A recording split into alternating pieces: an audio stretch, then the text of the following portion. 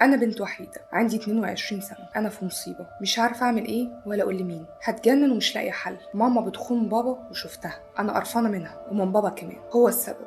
هم على طول كانوا بيتخانقوا من زمان، من وانا صغيرة كنت بسمع ماما بتتخانق معاه عشان بيخونها. كانت بتقعد تعيط وتكسر في البيت. كنت مش فاهمة لغاية ما كبرت، بس من 5 سنين بعد خناقة كبيرة قوي بينهم بسبب ست ساكنة في عمارتنا، هو ساب البيت وراح قعد عند ستي، وعمتي عايشة معاها ما اتجوزتش. راح قعد معاهم، ماما غيرت المفتاح وقالت له ما ترجعش تاني. جه وحاول يكسر الباب وبرضه ما فتحتش، وفضلت تصرخ وهو اتكسف من الجيران ومشي. حاول معايا اني اساعده يدخل البيت، بس انا كدبت وقلت له ماما بتقفل بالمفتاح من جوه واحنا في البيت، عشان الصراحه ما كنتش حابه يرجع، لاني كنت في ثانويه عامه وداخله على امتحانات، وانا طول عمري شاطره وكان نفسي ادخل الكليه اللي انا عايزاها. كدبت عليه عشان ما يجيش ويقعدوا يتخانقوا وانا داخله امتحانات وده مستقبلي. هو فضل عند ستي وانا وماما لوحدنا، والبيت بقى هادي وانا كنت مبسوطه.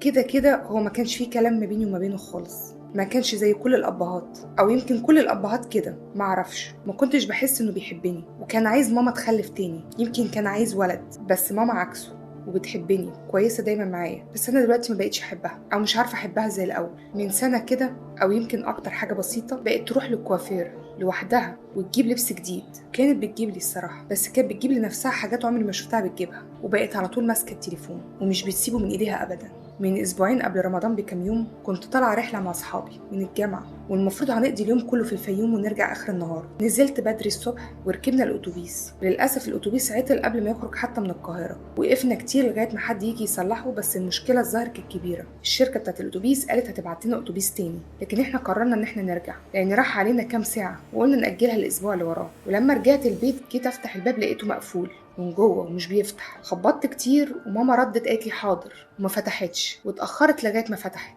انا مش قادره احكي، بس انا دخلت ولقيتها شكلها غريب، وهنا سكتت شويه ورجعت كملت الرساله بعديها تاني يوم. دخلت لقيتها شكلها متوتر ولابسه روب وحاطه مكياج وكانها لسه مسحاه او كانت بتحاول تمسحه. مش عارفه ازاي انا حسيت ان اكيد في حد في البيت او في حاجه غلط. مش عارفه انا عملت كده ازاي، بس جريت ادور في البيت زي المجنونه، ولقيت فعلا راجل في اوضه نوم ماما ورا الباب. انا مش عارفه ليه عملت كده. كل يوم بقول يا ريتني ما كنت عملت كده، يا ريتني ما كنت رجعت من الرحله، يا ريتني ما شفت ده، يا ريتني ما دورت. من يومها وانا مش قادره اقعد في البيت ومش قادره ابص في وشها، وهي عماله تعتذر وتقولي ابوكي السبب ومش عاوز يطلقني وخاني كتير، وانا مش عارفه اعمل ايه. انا قرفانه منها. ويومها كنت هقول لبابا، بس خفت يعمل فيها حاجه. انا مش عارفه ليه عايزه اقول له اصلا. الراجل ده قريبها بس من بعيد شويه، وشفته قبل كده في فرح حد قريبنا. وبتقولي لو باباكي طلقني هتجوزه، وان المشكله ان بابا رفض الطلاق، وان هي مستنياني اتجوز وهتخلعه. ممكن تقولي لي اعمل ايه معاها؟ انا مش قادره اشوف وشها ومش عايزه اتعامل معاها. عايزه اسامحها عشان الدنيا ترجع هاديه تاني، بس مش عارفه. دي عايزه تتجوزه، عايزه تخلع بابا وتتجوزه. طب وانا اروح فين؟ بتقولي هتعيشي معايا وهنبقى مبسوطين. ازاي اعيش مع راجل تاني وانا اصلا ما كنتش حابه اعيش مع بابا؟ دي كانت نهايه الرساله. اتكلمنا انا وهي واديتها رايي تتصرف ازاي في الموقف ده، ولكن رايي ما عجبهاش وقالت لي ان هو راي مثالي بزياده وانها مش هتقدر تعمل ده. فقلت لها تمام، تحبي انزل الحكايه والناس تقول الراي؟ فاتفقنا اني هنزل الرساله بعد ما اشيل منها بعض التفاصيل اللي بتوضح حاجات عن شخصيتها او عن هويتها، زي اسمها، الكليه اللي هي فيها، ومعلومات من هذا القبيل. انا هقول رايي اللي هو ما عجبهاش وانتوا قولوا لها رايكم. انا كان رايي بسيط قوي، اللي حصل غلط ولكنه خلاص حصل، لا رجع فيه. امها هتفضل امها طالما هي كويسه معاها، وعمرها ما كانت سيئه معاها، وعمرها ما خذلتها. ولكن امها في نفس الوقت هي ام وست، وجزء الست هو اللي غلط. كان رايي ان الكلام في اللي حصل كتير مش مفيد، على قد ما اللي جاي هو اللي مفيد، ازاي هتتصرف وايه اللي يحصل. قلت لها ساعدي مامتك انها تتطلق، لان كده كده العشره ما بين مامتك وباباكي مستحيله. هو عايش في مكان وهي عايشه في مكان، وده من سنين. فحل الخطأ ده دلوقتي هما يتطلقوا وانها ترتبط بالانسان اللي هي عايزه تتجوزه. هي كانت رافضه الفكره دي خالص، ان مامتها تتجوز حد تاني. قلت لها ببساطه في احتمال كبير قوي انها لما تتطلق الشخص ده هيخلع اصلا ومش هيرضى يتجوزها وهيبتعد عنها، فلو ابتعد عنها يبقى احنا كويسين انها فقسته والموضوع خلص، ولو ما بعدش واتجوزها ادينا صلحنا غلط.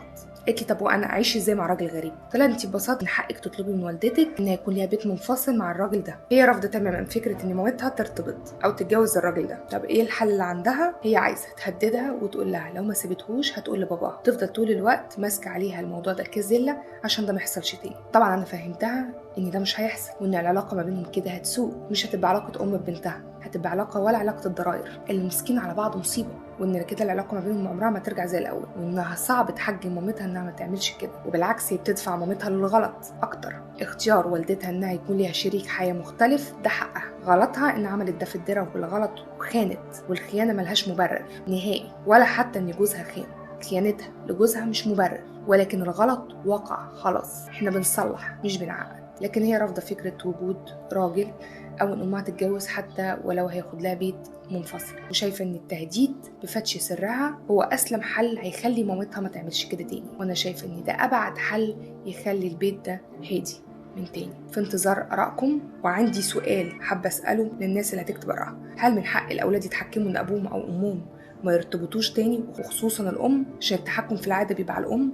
وفي الاخر شوفوا انتوا هتنصحوها بايه. انا عن نفسي شايفه ان تصحيح الخطا افضل بكتير من الاستمرار فيه. كانت معكم فيبي انور، سيناريستيه. يومكم سعيد.